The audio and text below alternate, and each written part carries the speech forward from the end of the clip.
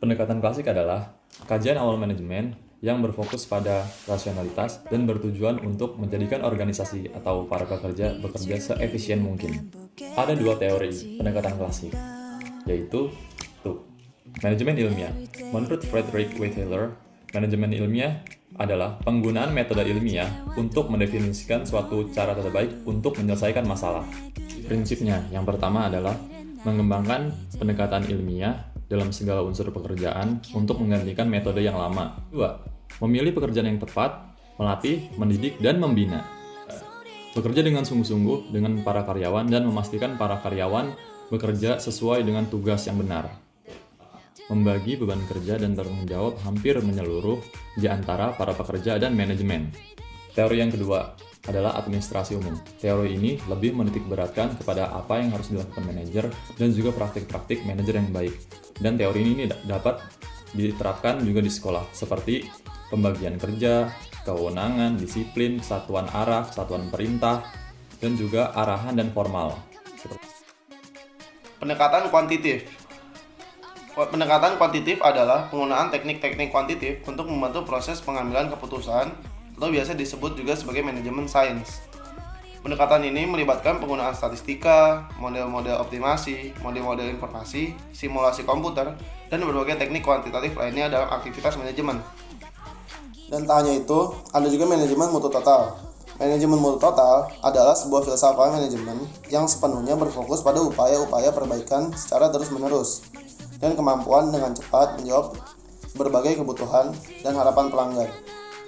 Pendekatan yang terakhir adalah pendekatan kontemporer. Pendekatan kontemporer dibagi jadi dua, yaitu kesisteman dan kontingensi.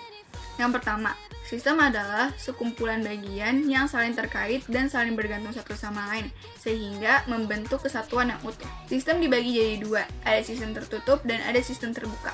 Perbedaannya adalah sistem tertutup tidak dipengaruhi dan tidak berinteraksi dengan lingkungan, sedangkan sistem terbuka dipengaruhi dan berinteraksi dengan lingkungan, contohnya organisasi.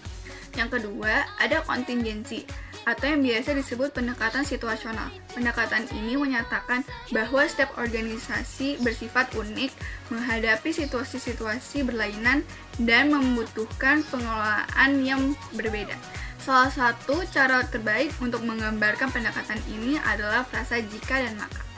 Pendekatan perilaku berfokus pada karyawan dan bukan hanya dari produksi mekanis, yang memudahkan pekerjaan menjadi lebih puas dan lebih produktif.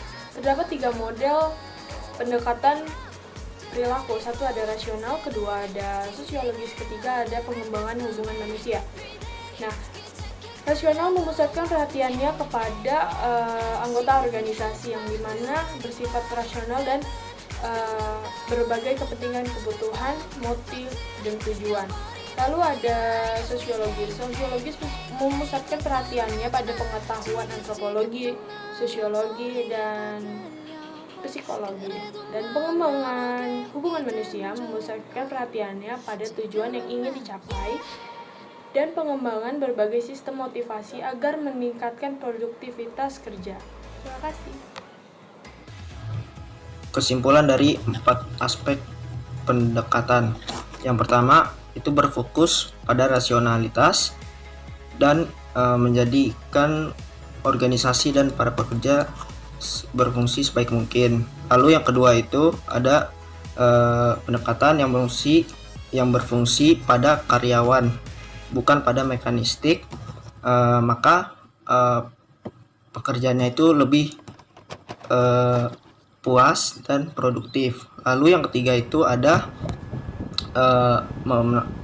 pendekatan yang memanfaatkan penelitian di bidang geometri, waktu, dan ruang. Bisa juga untuk proses pengambilan keputusan. Lalu yang terakhir itu ada sebagian besar berfokus pada urusan manajer dalam suatu organisasi.